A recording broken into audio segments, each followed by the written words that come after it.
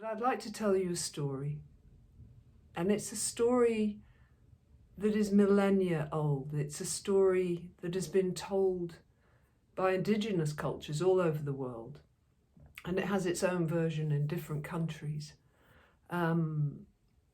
It's a story that has always been told at a time of chaos, of unraveling, of danger.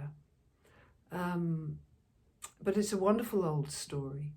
And here in North Yorkshire, where I live, this land is peppered with caves and tunnels.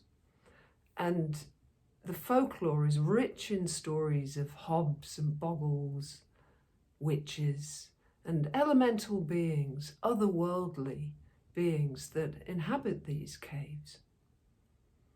And so it has been said for as long as anybody can remember that somewhere near here there is a cave. And inside the cave there is a very, very, very old woman. And in the cave, this woman has been weaving a tapestry, a garment, for hundreds and hundreds, if not thousands of years. It's the most beautiful, beautiful garment you could ever imagine, made of multiplicity of threads of all colours. And she's been working on this garment for so long, and she's so old. But she's finally reached the hem.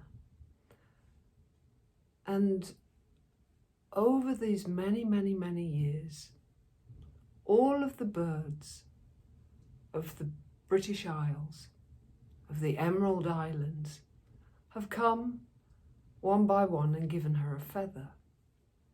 And she has taken each feather, so many different kinds and colours and lengths, and she bites down on the quill and she stitches it into the hem.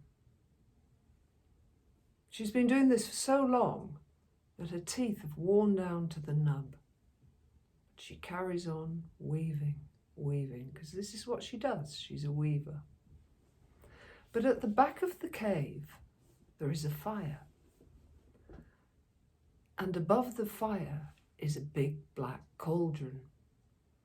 And inside the cauldron are all the seeds and the grains of all the things in the world that grow, the crops, the flowers, the trees, the plants, and the essence of all living things.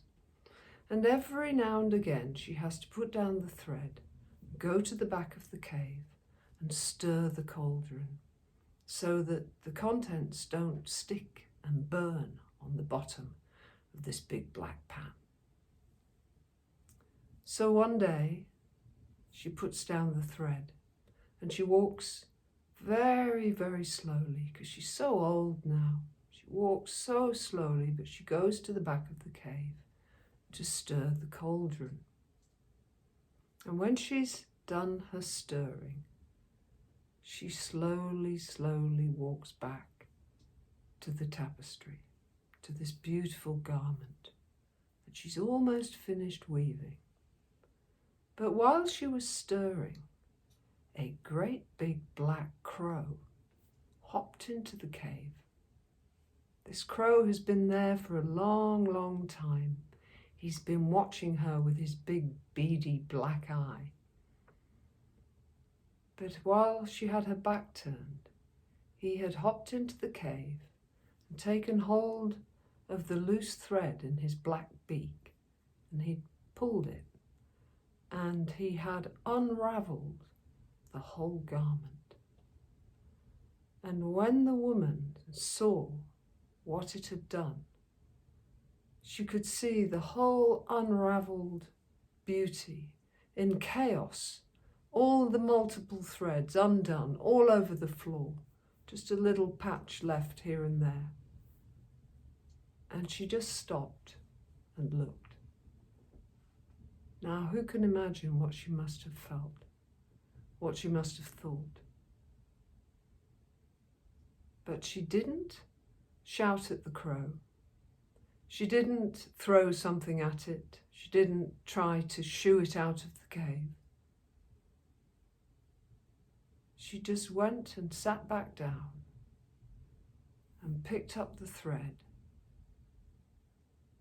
And her intention was to begin again and to weave something even more beautiful. She decided she would make another garment that was more beautiful than the last. And immediately she had this vision of something wonderful she would create.